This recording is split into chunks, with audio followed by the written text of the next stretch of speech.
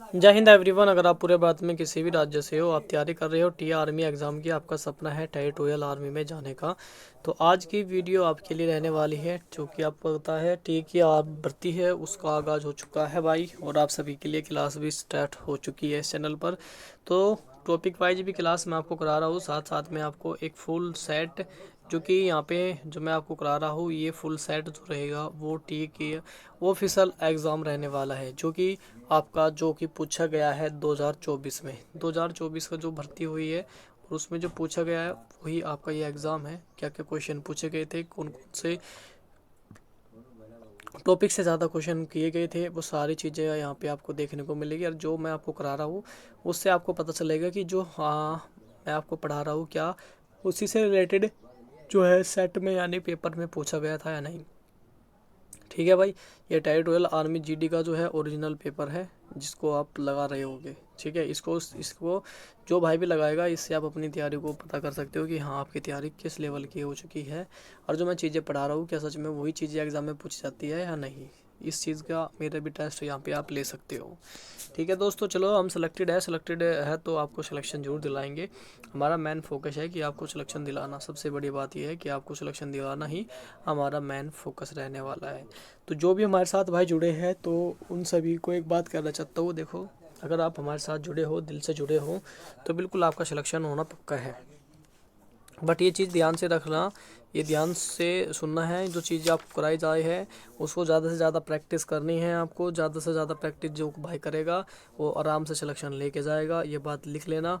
ठीक है, और जो भाई ढील बरतेगा इन चीज़ों में तो भाई उसकी हम गारंटी नहीं ले सकते हैं। ठीक है, बाकी जो भाई अच्छे से मेहनत कर रहा है और चीज़ों को कर रहेगा, जो जो आपको बताया जाएगा उस चीज़ों को फॉलो करेगा, तो उसका सिलेक्शन कोई नहीं रोक सकता मेरे भाई।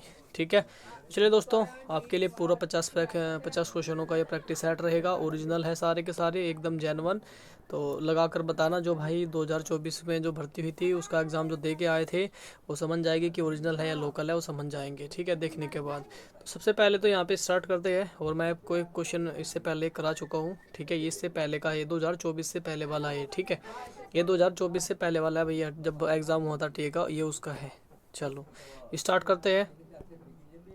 तो नंबर 1 क्वेश्चन आपकी स्क्रीन पर है, ऑस्कर पुरस्कार के बारे में पूछा जाता है। तो ऑस्कर पुरस्कार किस क्षेत्र में दिया जाता है। तो भाई अगर आपसे ऑस्कर पुरस्कार पूछा जाए तो आप बता दोगे कि फिल्म के क्षेत्र में दिया जाता है। ये फिल्म के क्षेत्र में दिया जाने वाला भाई पुरस्कार है, सबसे पहली बात। और यहाँ पे अगर ऑस्कर के बारे में देखा जाए तो ये 1929 में स्थापित हुआ था। ठीक है, फिल्म जगत के पुरस्कार की बात करें तो 1929। ठीक है, 1929। अगर आपसे पूछा जाए तो ऑस्कर जो पुरस्कार है वो नामित प्रमुख जो भारतीय है किनको दिया गया है। तो अगर प्रमुख भारतीयों के नाम आपसे पूछा जाए ऑस्कर पुरस्कार के बारे में, तो सबसे पहले तो हम यहाँ पे नाम जो बात करेंगे नामित भारतीय फिल्में, पहले हम फिल्में के नाम करेंगे कौन कौन सी फिल्में हैं जिनको ऑस्कर पुरस्कार दिया गया है। तो एक तो मदर इंडिया है, मदर इंडिया मूवी है, उसको दिया गया है। मदर इंडिया को कब मिला है भाई, ये मिला है 1957, ये मिला है 1957 में। उसके बाद फिर सलाम बॉम्बे एक मूवी है, सलाम बॉम्बे, सलाम बॉम्बे एक मूवी है और इनको भी मिला है, इनको 1988 में मिला है, इनको 1988 में मिला है। एक मूवी हुई आई थी लगान, और लगान जो मूवी थी भाई इनको भी मिला है 2001 में मिला है। ठीक है, तो 3 ऐसी ये मूवी है जो भारतीय फिल्में बनी हैं जिनको जो है ऑस्कर पुरस्कार मिला है। ठीक है, और ये पुरस्कार जो है academy of motion picture arts and sciences द्वारा दिया जाता है। अगर आपसे पूछा जाए कि ये पुरस्कार किसके द्वारा दिया जाता है तो आप क्या लिखोगे, academy of motion picture arts and sciences द्वारा प्रदान किया जाता है। ठीक है, और प्रतिवर्ष जो है कब दिया जाता है, ये फरवरी माह में, फरवरी माह में भाई ये प्रतिवर्ष जो है फरवरी माह में जो है पुरस्कार दिया जाता है। ठीक है, इसके बारे में इतना काफ़ी है, अगर आप इतना पढ़ लोगे इतना काफ़ी है। चलिए दोस्तों, अगला क्वेश्चन आपकी स्क्रीन पे आ चुका है। निम्नलिखित में से कौन सा भारत का वित्त मंत्री नहीं रहा है। तो भारत का कौन सा था ऐसा जो वित्त मंत्री नहीं रहा है, इन दो में से आपको बताना है। जल्दी से, आपके सामने 4 ऑप्शन है, चारों में से आप सही आंसर दे रहे होगे। तो क्या राइट आंसर हो जाएगा भाई, कौन सा नहीं रहा है। तो अगर आपसे पूछा जा रहा है तो आप यहाँ पे राइट आंसर कर रहे होगे D option C, Shri Kamal Nath, ये हो जाएगी। कमलनाथ जो है ये नहीं रही है वित्त मंत्री। ठीक है, तो इसका पता है। डॉक्टर मनमोहन जो है आपको पता है 2014 से पहले जो है वो पीएम रहे हैं। ठीक है, इस चीज़ का आपको पता होना चाहिए। उसके बाद ये लगातार 10 वर्षों तक जो है, लगातार 10 वर्ष तक जो है ये पीएम रहे हैं। अगर पीएम की लाइन आपको पूरी एक सिचुएशन में, अगर आपको एक सीरीज में याद करना हो तो मैं आपको याद करने की पूरी कोशिश कराऊंगा, ठीक है। तो दोस्त उसके लिए मैं ना एक ट्रिक लेके आऊँगा आप सभी के लिए, तो उस ट्रिक के जरिए आपकी जो है मैं सारे पीएम के डेट वगैरह आपको सीरीज वगैरह सिचुएशन में आपको याद करा दूंगा। उसके बाद अगला क्वेश्चन है, इंडिया गेट किस शहर में स्थित है। अगर आपसे पूछा जा रहा है इंडिया गेट कहाँ पर है, तो भाई ये मैं आपको कराया भी था कि यहाँ पे आप जो है धोखा नहीं खाना है, याद करो थोड़ा सा, मैंने आपको बताया भी था, इंटरव्यू था, इंडिया गेट आपका दिल्ली में हो जाएगा, ठीक है। चेन्नई की राजधानी जो है वो रोज़ कोलकाता हो जाएगी। मुंबई जो है वो महाराष्ट्र की राजधानी है, ये आप याद कर रहे होगे, जो चीज़ें आपको एक्स्ट्रा कराई जा रही है। कैपिटल से रिलेटेड क्वेश्चन मैं आपको बताया भी था कि कैपिटल से रिलेटेड क्वेश्चन आपसे पूछा जाएगा, और इसको आप बिल्कुल भी गलत नहीं कर रहे होगे। मैंने आपको ये चीज़ें बहुत अच्छे से समझाई थी, अगर आपको याद हो तो यहाँ से क्वेश्चन आपको बिल्कुल भी गलती नहीं करना है, ठीक है। चलिए, इसमें अगर और जो मेन चीज़ें हैं आपसे पूछा जा सकता है, जैसे कि भारत की राजधानी आपने बता दिल्ली, ठीक है, ऑप्शन यहाँ पे आ चुका है। तो भाया दिल्ली जो है भारत की राजधानी भी है, ये भी आप नोट करोगे क्योंकि कैपिटल से क्वेश्चन पूछा जाता है। आपसे पूछा जाए यूएसए की राजधानी बताओ, संयुक्त राज्य अमेरिका की राजधानी बताओ, तो आप क्या बता रहे होगे, वाशिंगटन डीसी, ठीक है, आप बता रहे होगे वही सी डीसी आप बता रहे होगे, ठीक है, वाशिंगटन डीसी आप बता रहे होगे। कनाडा की आपको याद रखना है ओटावा होती है। ऐसे ही क्यूबा की राजधानी आपसे पूछा जाता है, कई बार पूछा जाता भी है। क्यूबा की राजधानी आपको बताना है ओटावा होगी, ओटावा होती है, तो ये भी आपको याद करना है क्योंकि ये भी इम्पोर्टेंट है। ग्रीनलैंड की राजधानी की बात करें वो होती है नुक, क्या होती है, नुक होती है। तो कुछ इंपॉर्टेंट ऐसे है जो आपको मैं कराऊंगा, ये कर लेना। एक होता है मोरक्को, मोरक्को भी बार बार पूछा जाता है, तो मोरक्को की भी आपको कैपिटल यानी कि राजधानी पता होना चाहिए। तो क्या हो जाएगा यहाँ पे, हम अगर हम बात करें मोरक्को की हो जाएगी रबात।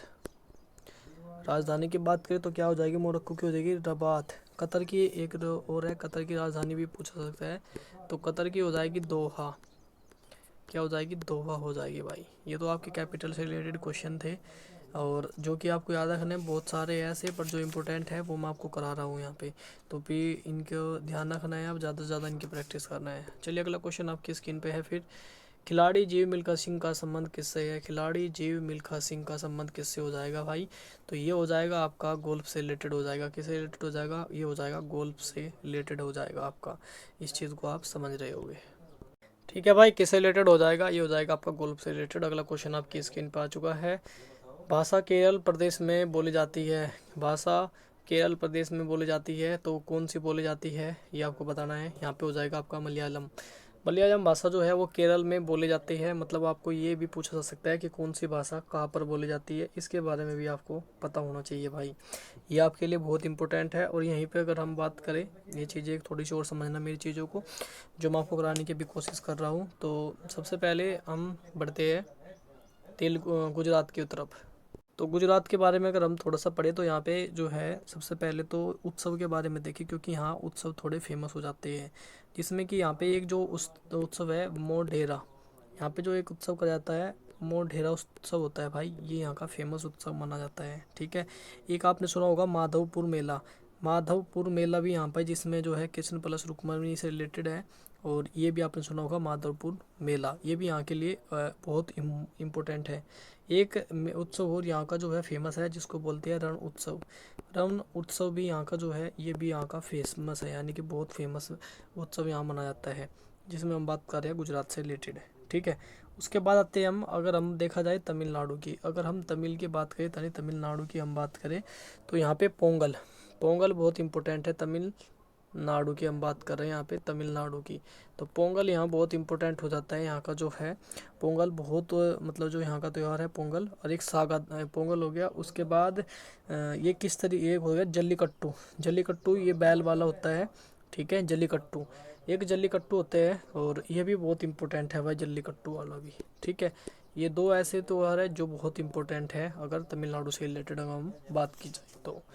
चलिए दोस्त, उसके बाद अगला क्वेश्चन आपकी स्क्रीन पे आ चुका है, ओलंपिक 2024 में पदक विजेता नीरज चोपड़ा किस खेल से संबंधित थे, तो क्या हो जाएगा भाई, ये हो जाएगा भाला फेंक, किससे थे, जैवलिन थ्रो से, ठीक है। अगर आपसे पूछा जा रहा है तो वो जेवलिन थ्रो से हो जाएगी। आप ये क्वेश्चन बताना, हाल ही में जो है 100 मीटर की जो है रेस को फिनिश किया है, मात्र जो है 10.09 सेकंड में समाप्त किया है, तो उन एथलीट का नाम बताना। इंडिया के फास्टेस्ट जो है वो रनर का नाम आपको मुझे कमेंट करके बताना है। उसके बाद अगला क्वेश्चन है आपकी स्क्रीन पे, भारत में किस राज्य की उच्चतम साक्षरता दर है? तो किसकी सबसे ज़्यादा उच्चतम जो है साक्षरता दर हो जाएगी भारत में, अगर पूछा जा रहा है यहाँ पे कौन सा राज्य है जिसकी सबसे ज़्यादा है, ये आप मुझे बताओ जल्दी। तो कहाँ की हो जाएगी भाई? ये हो जाएगी केरल की। सबसे ज़्यादा भारत में अगर पूछा जाए किस राज्य की है तो वो हो जाएगा केरल की। ठीक है, याद रखना है, बहुत ही इंपॉर्टेंट है भाई, इसके बारे में भी आपको ध्यान रखना है। यहाँ पे अगर हम बात करें, एक इम्पोर्टेंट हो जाता है तमिलनाडु से रिलेटेड। अगर आपसे पूछा है तमिलनाडु के जो सीएम है, आपको पता चल गया कि तमिलनाडु में जो है अभी जो है नई सरकार बनी है, विजय थालापति जो यहाँ के सीएम बने हैं। बट यहाँ पे पूछा जाए कि तमिलनाडु में जो प्रमुख जलप्रपात झरने हैं, तो उसका नाम अगर आपसे पूछा जाए तो आपको बताना है पायकारा। पायकारा यहाँ का जो है वो प्रमुख जलप्रपात है, पायकारा जलप्रपात पायकारा जलप्रपात यहाँ का जो है इंपॉर्टेंट रहेगा, आप सभी से पूछा जाए तो ये बता देना आपको। उसके बाद अगला क्वेश्चन आपकी स्क्रीन पे, भारतीय सशस्त्र सेनाओं के सर्वोच्च कमांडर कौन हैं? तो कौन होते हैं भारत के सर्वोच्च कमांडर जो है, कौन होते हैं?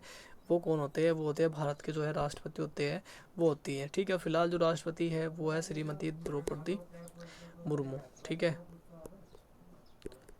द्रौपदी मुर्मू, ये आपका राइट आंसर हो जाएगा। उसके बाद यहाँ पे अगर आगे बढ़े तो सबसे पहले भारत के प्रधानमंत्री कौन थे? सबसे पहले भारत के प्रधानमंत्री थे जवाहरलाल नेहरू। लाल नेहरू, ये भारत के पहले प्रधानमंत्री बने हैं। ठीक है, चलो भाई, जब प्रधानमंत्री से रिलेटेड क्वेश्चन आएगा तो मैंने आपको कहा था कि मैं आपको सारे जो है पीएम वगैरह जो कराऊंगा। तो सबसे पहले होती है आपके नंबर 1 पे आते हैं जवाहरलाल नेहरू, नंबर 1 पे आगे JL नेहरू। ठीक है, ये हो गया आपका। उसके बाद होते हैं फिर आपके गुलजारी लाल नंदा, फिर दूसरे नंबर पे आपके होते हैं गुलजारी लाल नंदा। तो वैसे तो बहुत बड़ी ये चैन बहुत है। उसके बाद आपका लाल बहादुर शास्त्री है, फिर गुलजारी लाल नंदा फिर हुए थे दोबारा कार्यवाहक के रूप में कार्य, फिर इंदिरा गांधी आती है, फिर मोरारजी देसाई, फिर चरण सिंह आते हैं, फिर इंदिरा गांधी आते हैं, फिर राजीव गांधी आते हैं, फिर विश्वनाथ प्रताप सिंह आते हैं, फिर चंद्रशेखर आते हैं, फिर PV नरसिंह राव आते हैं, फिर अटल बिहारी वाजपेयी, फिर HD देवगौड़ा आते हैं, फिर इंद्र कुमार जो है गुजराल आते हैं, अटल बिहारी वाजपेयी, फिर डॉक्टर मनमोहन सिंह, और फिर लास्ट में जो 18वें नंबर पे आते हैं वो आते हैं मोदी, नरेंद्र मोदी जी जो है आते हैं वो 18वें नंबर पे आते हैं। ठीक है, और जो वर्तमान जो 2014 से और फिलहाल अब तक चल रहे हैं। ठीक है, ये आते हैं इस तरीके से। तो सीरीज देखा जाए, चैन देखा जाए तो लंबी है, बट फिलहाल आपको इधर क्वेश्चन बनेगा तो नरेंद्र मोदी कौन से नंबर के प्रधानमंत्री है, तो आपको 18वें नंबर के बताना है। ठीक है, ये जो है यहाँ से इतना क्वेश्चन बनेगा, ज़्यादा तो ज़्यादा नहीं पूछा जाएगा। उसके बाद अगला क्वेश्चन है, अंतरिक्ष में जाने वाले प्रथम भारतीय का नाम बताओ। तो कौन थे भाई? वे राकेश शर्मा जी थे, जो पहली बार गए थे, वो भारतीय थे जो है अंतरिक्ष में जाने वाले थे, वो राकेश शर्मा थे। ठीक है, ये भी आपको याद रखना है। ठीक है, और रवि क्या करता है? ये संदूर वादक है। ठीक है, तो ये भी आपको याद रखना है। चलिए, उसके बाद अगला क्वेश्चन आपकी स्क्रीन पर, भारत के गृह मंत्री का नाम क्या है? भारत के जो है गृह मंत्री है उनका नाम आपसे पूछा जा रहा है, तो आप एकदम बता गए होगे क्या रहेगा, वो आपको बताना है। जल्दी बताओ, इनमें से 4 ऑप्शन है, ये तो आपके PM होंगे। S शंकर प्रसाद आपका हो जाएगा। ठीक है, और ये परिवहन मंत्री हो जाएंगे नितिन गडकरी, परिवहन मंत्री। ये क्या हो जाएगी? परिवहन मंत्री हो जाएगी। अगला क्वेश्चन है, अमरकंटक से किस नदी का उद्गम होता है? अमरकंटक से जो है ये किसका उद्गम होता है? कौन सी नदी है? वो है नर्मदा नदी। किस नदी का उद्गम होता है भाई? नर्मदा नदी का उद्गम स्थल जो है वो अमरकंटक से होता है। चलिए, उसके अगला क्वेश्चन आपकी स्क्रीन पे आ चुका है, जिसमें हम बात करें भारत और चीन के बीच में कौन सी रेखा है। तो अगर आपसे पूछा जाए तो बिल्कुल आप राइट आंसर क्या कर रहे होगे? भारत और चीन के बीच में अगर आपसे पूछा जा रहा है तो कौन सी रेखा आप बताओगे? तो जल्दी जल्दी आप मुझे यहाँ पे बता रहे होगे क्या हो जाएगा आपका यहाँ पे राइट आंसर, तो जल्दी बताओगे आप। ठीक है, जल्दी जल्दी बताओ क्या हो जाएगा आपका। ठीक है, तो भारत और चीन के बीच में रेखा के बारे में यहाँ पे सारे मैं सीमाओं के बारे में कराऊंगा। यहाँ पे A ऑप्शन राइट हो जाएगा आपका, मैकमोहन रेखा। अगर आपसे पूछा जाए भारत और पाकिस्तान के बीच में, भारत और पाकिस्तान के बीच में अगर आपसे पूछा जा रहा है तो आप क्या बताओगे? रेड क्लिफ आप बता रहे होगे, यहाँ पे रेड क्लिफ हो जाएगी। ठीक है, ये आपका राइट आंसर हो जाएगा। उसके बाद आपसे पूछा जाए डूरंड रेखा के बारे में पूछा जाए तो डूरंड आप क्या बता रहे होगे?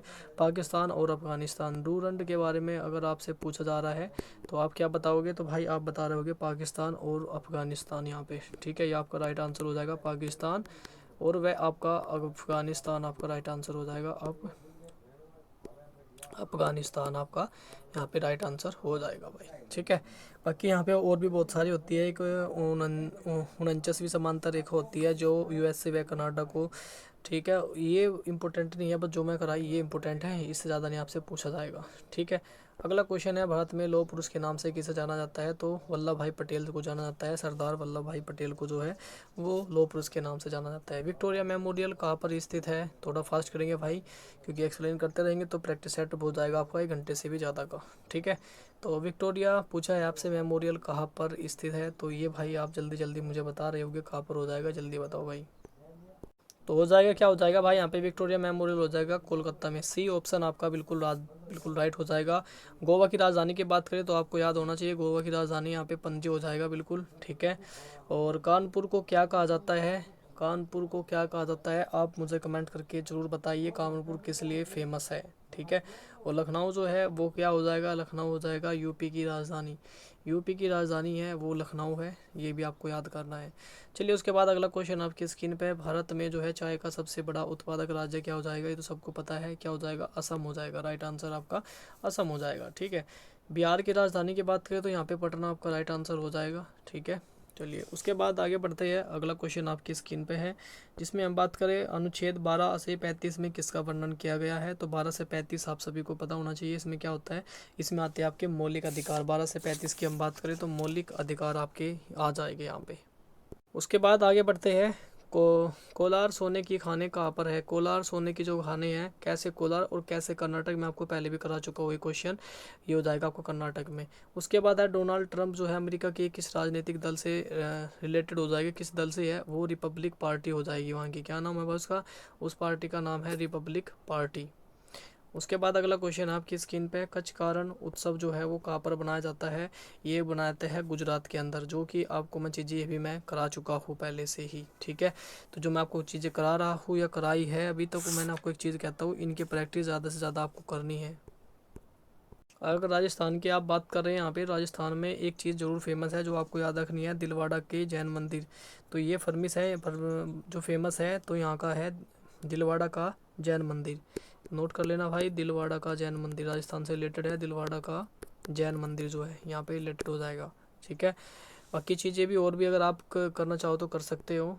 बस थोड़ा सा ये है कि क्लास थोड़ी लंबी हो जाएगी, इसलिए मैं थोड़ी कोशिश कर रहा हूँ फास्ट करने की। अगला क्वेश्चन है, 15 अगस्त 1947 को पंडित जवाहरलाल नेहरू को झंडा कहाँ फहराया था? झंडा वो लाल किले पे। ठीक है, जो भारत का प्रधानमंत्री होता है वो जो है आज़ादी के दिन जो है झंडा फहराते हैं लाल किले पर। ठीक है, तो अगला हमारा पोर्शन रहेगा साइंस का, और साइंस में भी हम अच्छे से क्वेश्चन सारे लपेट देंगे बेहतरीन तरीके से, क्योंकि साइंस का पोर्शन है तो थोड़ा ध्यान से बहुत अच्छे से आपको करना है। एक क्वेश्चन भी आपका गलत नहीं होना चाहिए। यहाँ पे सबसे मेन फोकस जो आपको मैंने बताया है, टारगेट जो लिया है वो यही है कि सारे क्वेश्चन आपको अच्छे से बिल्कुल फिनिश करने हैं। उसके बाद यहाँ पे 32 डिग्री फ़ारेनहाइट को डिग्री सेल्सियस में अगर आपको कन्वर्ट करना हो तो कैसे करोगे? तो क्या हो जाएगा भाई? शून्य हो जाएगा। राइट आंसर इसका हो जाएगा शून्य, ए ऑप्शन आपका राइट हो जाएगा। हड्डी मानव के टांग में पाई जाती है, तो मानव के टांग में कौन सी हड्डी पाई जाती है? तो फीमर। फीमर में, ठीक है, ये मानव के टांग में पाई जाती है, सबसे बड़ी हड्डी होती है, ये सबसे बड़ी हड्डी मानी जाती है, सबसे बड़ी हड्डी है ये। ठीक है, सबसे बड़ी हड्डी हो भाई ये भी आप नोट करते हुए चलेंगे साथ में। उसके बाद होता है अगला क्वेश्चन, बहुत अच्छे क्वेश्चन है सारे के सारे। पत्तियाँ के कारण हरी होती है, पत्तियों का रंग किसके कारण हरा होता है भाई? किसके कारण हरी होती है? वो होता है हरित लवक। हरित लवक के कारण जो है पत्तियाँ जो है वो हरी होती है, ये आप नोट करते हुए चलेंगे। ठीक है, जाइलम का काम क्या होता है? पौधों में जल का परिवहन। पौधों में जो होता है जल का परिवहन करता है, ये पौधों में जल का परिवहन करता है, याद रखना है। ठीक है, चलिए उसके बाद अगला क्वेश्चन आपकी स्क्रीन पे है, जिसमें हम बात करें निम्न में से कौन सा ऊर्जा का अक्षय स्रोत है? तो ऊर्जा का अक्षय स्रोत की बात करें क्या हो जाएगा? यहाँ पे अक्षय पूछा है यहाँ पे, तो हो जाएगा हवा। और हवा एक किस प्रकार का? ये हवा जो है एक मिश्रण है भाई, हवा जो है एक मिश्रण है। ठीक है, अगर आपसे पूछा जाए हवा क्या है, हवा एक जो है मिश्रण हो जाती है, इसके बारे में आपको पता होना चाहिए। उसके बाद अगला क्वेश्चन है, मछलियाँ के द्वारा श्वसन करती है। मछलियाँ जो है वो किसके द्वारा सांस लेती है? किस वजह से? फेफड़ों से? नहीं, बिल्कुल भी त्वचा से नहीं, गलफड़े होते हैं। तो तो सांस लेने के लिए जो है मछलियों का क्या होता है, गलफड़े लगे होती है, जिसके ज़रिए से वो है अपना सांस लेती है। अगला क्वेश्चन है कैल्शियम हाइड्रोक्साइड का रासायनिक सूत्र आपको बताना है। तो ये क्वेश्चन देखो मैं आपको पहले से बताया था कि जितने भी रासायनिक सूत्र वाले क्वेश्चन हैं ये जरूर आपसे पूछा जाता है, और ये क्वेश्चन मैं आपको सारे करा चुका हूँ। एक भी क्वेश्चन ऐसा तो नहीं होगा मेरे भाई जो मैं आपको ना कराया हो, ठीक है। तो मुझे लगता नहीं कि मैंने ऐसा कोई क्वेश्चन छोड़ा हो जो कि मैं आपको ना कराया हो, ठीक।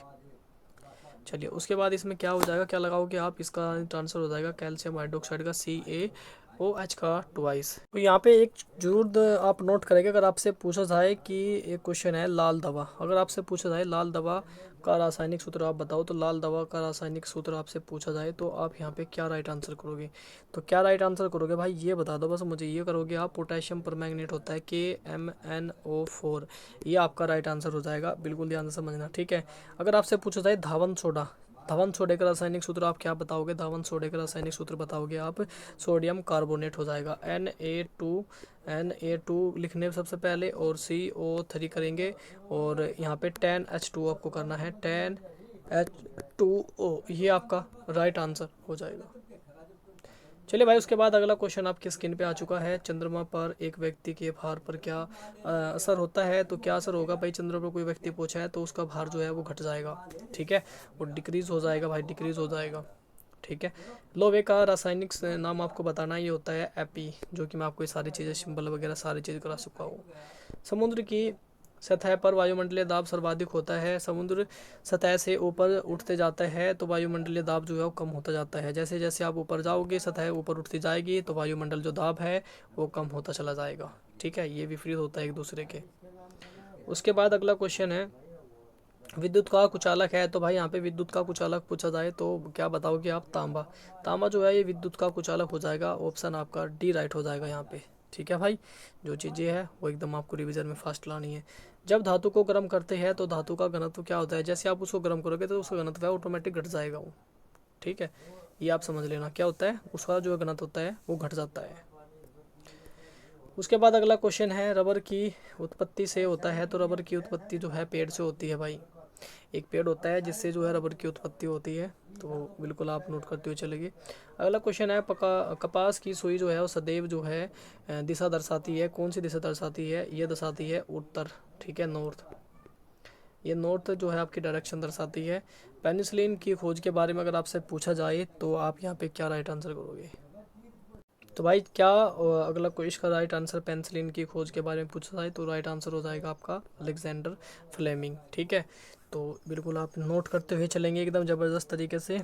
तो यहाँ पे जितने भी क्वेश्चन आपको कराए जा रहे हैं सारे एकदम इंपॉर्टेंट क्वेश्चन है, तो भाई ये क्वेश्चन भी आपका बाहर नहीं जाना चाहिए, ठीक है। तो यहाँ पे एडवर्ड जेनर जो है, यहाँ पे एडवर्ड जेनर साहब है, तो इन्होंने क्या किया था, रुधिर वर्ग की खोज की थी, इन्होंने क्या किया था, रुधिर वर्ग की खोज की थी, ठीक है। लुईस पास्चर ने क्या किया था, ये आप मुझे कमेंट करके बताओगे कि इन्होंने क्या किया था। जो क्वेश्चन दिए जाते हैं उनको ज़्यादा से ज़्यादा किया करो भाई, ठीक है। चलिए और लिविन होक, इन्होंने जीवित कोशिका की खोज की थी, जीवित कोशिका की खोज की थी इन्होंने, जीवित कोशिका की, जीवित सेल यानी कि, ठीक है, इन्होंने जो है इसकी खोज की थी। उसके बाद अगला क्वेश्चन है बॉक्साइट किस धातु का अयस्क होता है। तो बॉक्साइट होता है एल्यूमिनियम का अयस्क होता है, ठीक है भाई। तो यहाँ पे हमारे जो है जी के भी फिनिश होती है और आता है हमारा मैथ, और मैथ को हम किस तरीके से हैंडल करते हैं उसको भी अब देखते हैं, जल्दी जल्दी से इसको भी हम जो है फिनिश करेंगे मैथ को भी। तो सबसे पहला क्वेश्चन आपकी स्क्रीन पे है, तो थोड़ा मैथ का पोर्शन है इसलिए मैं बाकी चीज़ें फास्ट इसलिए करें क्योंकि मैथ में आपको टाइम देना होता है, क्योंकि क्वेश्चन को सोल्व करके दिखाना होता है, इसीलिए सबसे मेन चीज़ यही है आपकी। और मैथ के बारे में देखो जो मैं आपको प्रैक्टिस सेट करा रहा हूँ ना, जो मतलब ये प्रैक्टिस करा हूँ मैं ना, तो यहीं से आपका जो है मैथ की तैयारी हो जाएगी। अदरवाइज़ आपको मैं कहा था कि ज़्यादा चीज़ें आपको पढ़ने की ज़रूरत इसलिए नहीं है क्योंकि ज़्यादा यहाँ से पूछा नहीं जाता है, ठीक है भाई, इसलिए मैं आपको मना कर रहा था चीज़ों को लेके। तो चलिए सबसे पहले नंबर का क्वेश्चन आपकी स्क्रीन पे है, यहाँ पे 12, 3 और 6 लिखा है। तो आप इसको कैसे ज्ञात करोगे, इस पद को अगर आपसे पूछा जा रहा है तो आपको कैसे ये पद निकालना है। तो सबसे पहले यहाँ पे हम लेते हैं, मैं यहाँ पे लिखता हूँ, यहाँ पे आपका कलर चेंज करता हूँ। सबसे पहले 12 लिखेंगे, 12 के बाद आपने लिखना है फिर वो 3, फिर -6, और अगला पद आपको बताना है कि यहाँ पे क्या हो जाएगा, ठीक है। तो 12 और 6, 3 का डिफरेंस अगर आप निकालो तो क्या हो जाएगा, -9 आ जाएगा। ठीक है। और यहाँ पे माइनस में जा रहा है, देख ध्यान से समझना, ठीक है। जब इसमें आप माइनस के 9 में से 3 घटाओगे तो माइनस के 6 आ जाएगा। तो कितने का डिफरेंस है, -9 का चल रहा है, ठीक है। और माइनस माइनस क्या हो जाएगा, यहाँ पे प्लस हो जाएगा और कितना जुड़ जाएगा, 9 और 6 15 हो जाएगा। और 15 किसके है, माइनस के, ये आपका 15 आ जाएगा माइनस के। ऑप्शन आपका बी राइट हो जाएगा इस तरीके से भाई, ठीक। उसके बाद एक अगला क्वेश्चन है, दो नल एक टैंक को जो है 10 घंटे और 15 घंटे में भरते हैं। यदि दोनों नल को एक साथ खोल दिया जाए तो टैंक को भरने में कितना समय लगेगा। तो भाई क्वेश्चन थोड़ा अच्छा है, मस्त है, तो ध्यान से करना है, थोड़ा सा ध्यान से समझना है, ठीक है। तो सबसे पहले यहाँ पे आप पाइप ए और पाइप बी को मानेंगे यहाँ पे, उसके हिसाब से आप इसको करोगे। तो पाइप ए को मान के चलो सबसे पहले तो आप, तो उनके द्वारा जो है एक घंटे में जो कार्य किया गया है वो लिखेंगे। सबसे पहले घंटे में किया गया कार्य 1/10, ठीक है। उसके बाद पाइप बी को लेके चलेंगे और पाइप बी में भी जो है 1 घंटे में किया गया कार्य, ठीक है, वो लिखेंगे आप यहाँ पे। कितना हो जाएगा, वो हो जाएगा 1/15 ऐसे करेंगे आप। अब आपको क्या करना है, दोनों को करना है, इन दोनों को जोड़ देना है आपको, ठीक है। अब आपको क्या करना है, इन दोनों को जोड़ देना है, क्योंकि यहाँ पे पूछा जाए दोनों नलों का कार्य आप लिख लेंगे, दोनों नलों का कार्य। तो दोनों नलों का कार्य जब आप निकालोगे तो आपको क्या करना है, इन दोनों को जोड़ देना है। 1/10 करेंगे, प्लस करेंगे आप 1/15, ठीक है। इन दोनों का एलसीएम हो जाएगा 30 और 10 तिये 30, 15 दूनी 30, ऊपर आ गया आपका 5/30। तो 5 एकम 5, 5 छंग 30, 1/ आपका 6 आ जाएगा यहाँ पे, ठीक है। तो दोनों नल जो है इसको भरने में कितना समय लेंगे, वो लेंगे 6 का। कितना लेंगे, 6 घंटे का समय लेंगे, 6 आवर का। ऑप्शन आपका बी राइट हो गया भाई। उसके बाद अगला है यहाँ पे, ये तो बिल्कुल आपको सोल्व करना है, थोड़ा सा मतलब ध्यान से दिखाना है इसको कैसे करना है। देखो कैसे करते हैं, 2.9 गुणा 7.05 करेंगे और यहाँ पे गुणा करेंगे। अंडर रूट में जो संख्या दी गई है ये देखो किसका वर्गमूल है, ये किसी न किसी का वर्गमूल जरूर है। और यहाँ पे 4 का वर्ग दिया है तो 4 का वर्ग हो जाएगा यहाँ पे 16 लिख लेंगे आप इसको, ठीक है ऐसे। तो यहाँ पे इसको अंडर रूट हटाओगे तो मैं आपको दिखाता हूँ, 2.9 करेंगे, 7.05 करेंगे और ये किसका वर्गमूल हो जाएगा भाई, ये भी 16 का वर्गमूल हो जाएगा आपका। और बटे में भी 16 है, 16 से 16 काट देना है आपको। और बाकी क्या करना है, बस इन दोनों की आपको मल्टीप्लाई कर देनी है। जो मल्टीप्लाई करके आएगा वही आपका आंसर आएगा। समथिंग आएगा आपका ये भाई 20.445, ठीक है, 20.445 आपका ये ऑप्शन डी आपका राइट हो जाएगा। चलिए उसके बाद अगला क्वेश्चन है जिसमें हम बात करें, दो संख्याओं का एलसीएम आपको दिया है 1134 और महत्तम समय पर तक भी 18 दिया है। तो पहली संख्या दी है, दूसरी संख्या आपको निकालनी है। तो इसका बहुत आसान है, फर्स्ट संख्या गुना सेकंड संख्या और एलसीएम गुना एचसीएफ। ये तो बहुत आसान है भाई, ऐसे आप निकाल सकते हो। तो पहली संख्या दी गई आपको लिख लेंगे, 162 दी है भाई। दूसरी संख्या निकालनी है तो यहाँ पे उस दूसरी संख्या लिखेंगे और इन दोनों की गुना कर देंगे, 1134 और गुना यहाँ पे 18। 162 नीचे चला जाएगा, सेकंड संख्या जैसे हम निकालेंगे तो 1134 यहाँ पे लिखे आप, गुना आपका 18 और यहाँ पे बटे में 162। 18 से 18 कम 18, 18 निम्मा 162, 9 बार कट गया। 9 से आप इसको उड़ा देंगे 1134 को, तो 9 एकम 9, यहाँ बचे 2, 9 दूनी 18, यहाँ बचे 5, 9 छिक 54, यहाँ छिक 54, ठीक है। तो ये समथिंग आ गया आपका जो है इस तरीके से। तो कितना आ गया आपका, 126 आ गया भाई, ठीक है। तो 126 आपका राइट आंसर हो जाएगा यहाँ पे, 126 ऑप्शन आपका ए राइट हो जाएगा। उसके बाद अगला क्वेश्चन है आपकी स्क्रीन पे, ए काम को जो है 15 दिन में करता है, बी 30 दिन में करता है। ए और बी दोनों मिलकर पूछा जाए। अभी मैंने ऊपर बिल्कुल आपको सेम क्वेश्चन कराया ऊपर आपको, ठीक है, अभी सेम, ठीक है। तो 15 ए का काम लिखो आप ऐसे, 15 बी का काम लिखो आप ऐसे। यहाँ पे कितने में करता है, 30 दिन में करता है। दोनों का एलसीएम यहाँ पे 30 आ गया, 15 दूनी 30, 30 एकम 30।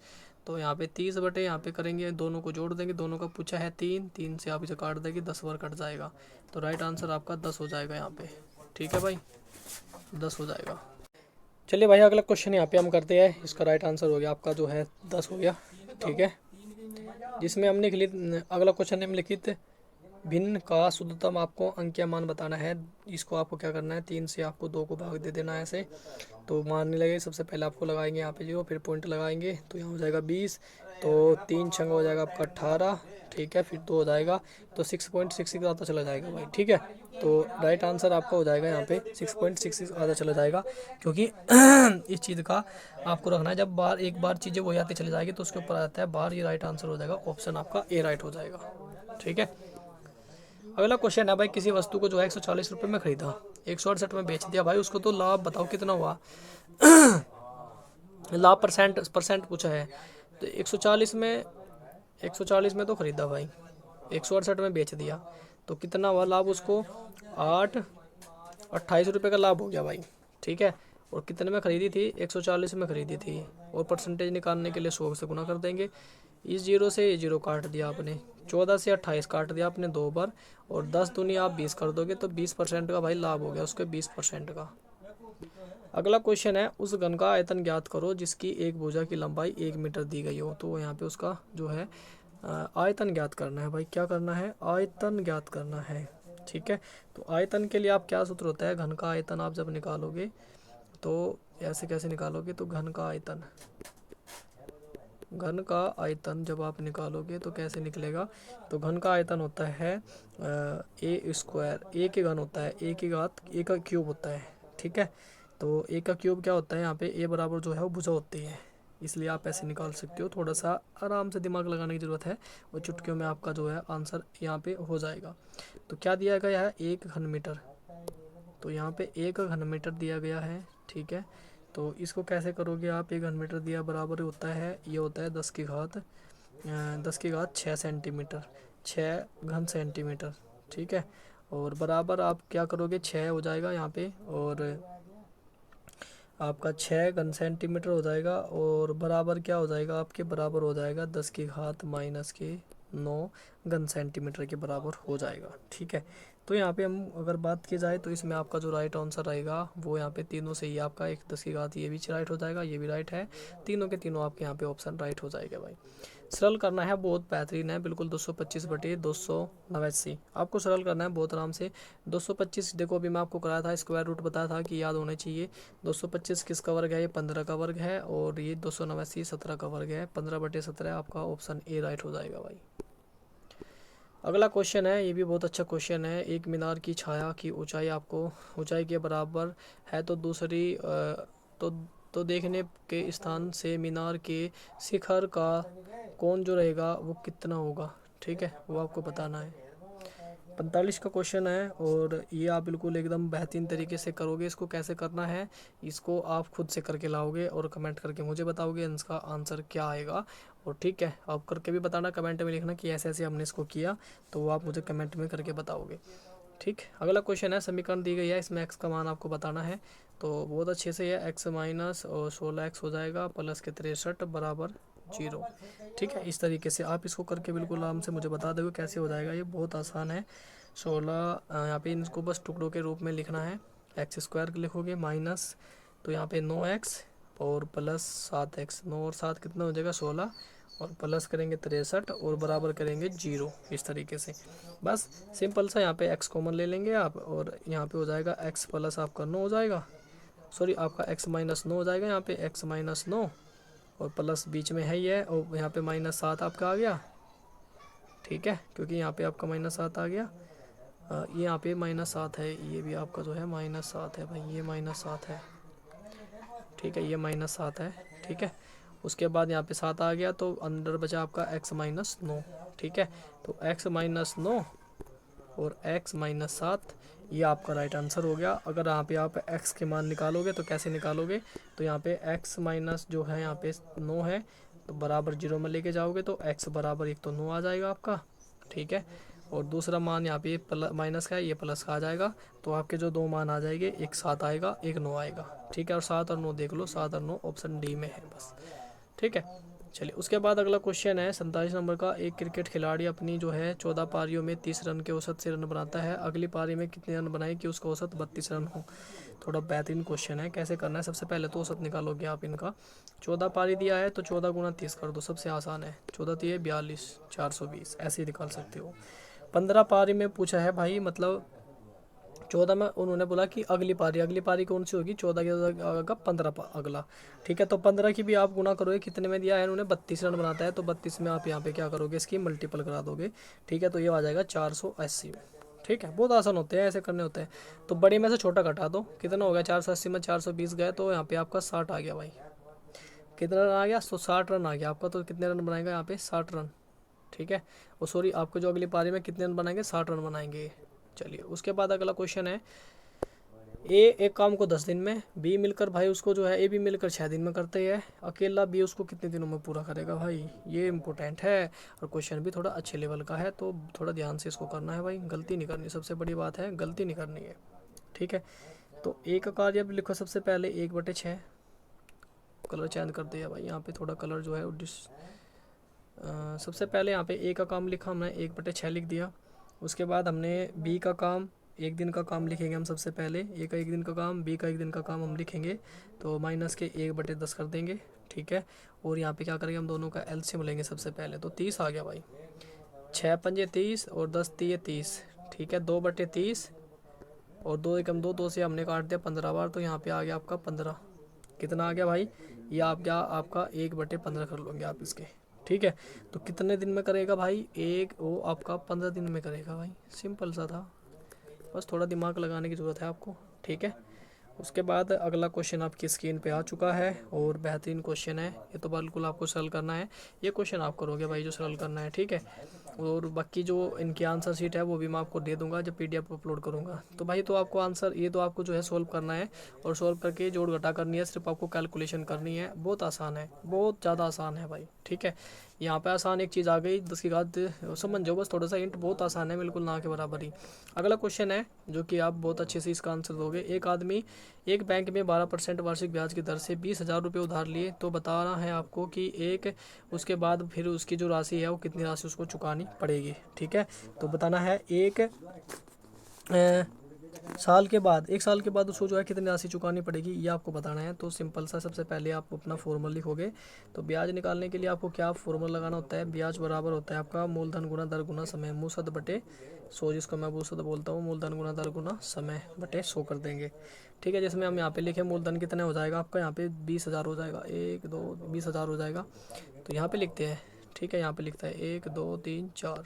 ठीक है, उसके बाद फिर यहाँ पे आपकी 1 हो जाएगा, और यहाँ पे आपका समय दे दिया हमने। ठीक है, सारी चीज़ हमने मेंशन करके 12 है भाई, यहाँ पे 12 है, ये 12। ठीक है, और बटे करेंगे 100, 2 जीरो से ये 2 जीरो कट गई आपकी, तो 12 दूनी हो गया आपका 24।